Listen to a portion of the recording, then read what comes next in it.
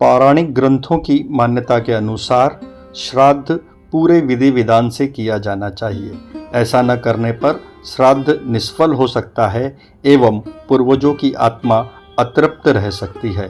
शास्त्र सम्मत मान्यता यही है कि किसी भी सुयोग्य विद्वान पंडित के जरिए या ब्राह्मण के जरिए श्राद्ध कर्म करवाना चाहिए। श्राद्ध कर्म में पूरी श्रद्धा से ब्राह्मणों को दान दिया जाना चाहिए। साथ ही यदि किसी गरीब जरूरतमंद की सहायता कर सकें तो वह सहायता भी अवश्य की जानी चाहिए।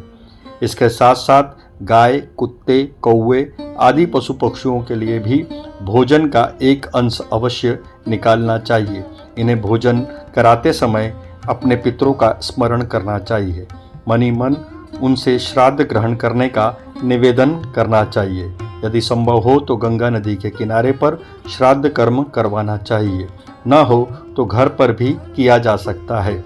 जिस दिन श्राद्ध हो उस दिन ब्राह्मणों को भोज करवाना चाहिए। भोजन के बाद दान दक्षिणा देकर उन्हें संतुष्ट करना चाहिए। श्राद्ध पूजा दोपहर के समय शुरू करनी चाहिए। योग्य ब्राह्मण की सहायता से मंत्रोच्चारण करें और पूजा के पश्चात जल से तर्पण किया जाना चाहिए। श्राद्ध कर्म हमेशा दिन में करें। सूर्यास्त के बाद श्राद्ध करना अशुभ माना जाता है। श्राद्ध के दिन दिवंगत आत्मा की रुचि के अनुसार भोजन बनाना चाहिए। जिस व्यक्ति का श्राद्ध कर रहे हैं उसकी पसंद के मुताबिक ही खाना बनाना उचित होता है।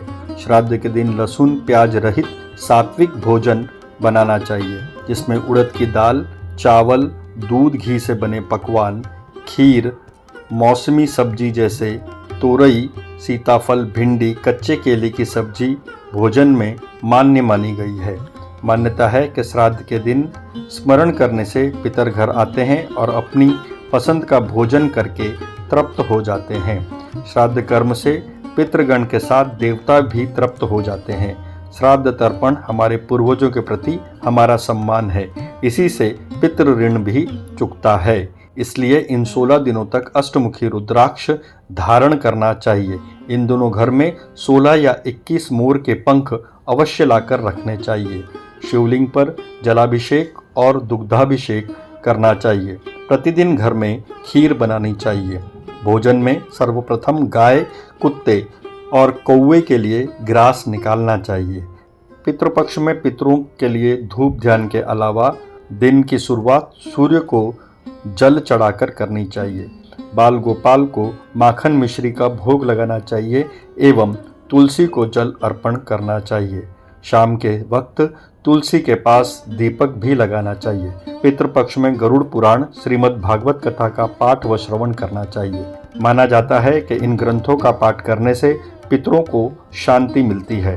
पितरों के नाम पर जरूरतमंद लोगों को अनाज, जूते, चप्पल, धन और कपड़ों का दान करना चाहिए। किसी गौशाला में हरी घास गायों के लिए अर्पित करनी चाहिए। किसी सार्वजनिक स्थान पर छायादार पेड़ों के पौधे लगाने चाहिए और संकल्प लेना चाहिए कि बड़े होने तक आप इनकी देखभाल करेंगे। किसी पवित्र नदी में स्नान करना चाहिए, तीर्थ दर्शन करना चाहिए और किसी पौराणिक महत्व वाले मंदिर में जाकर दर्शन पूजन करना चाहिए।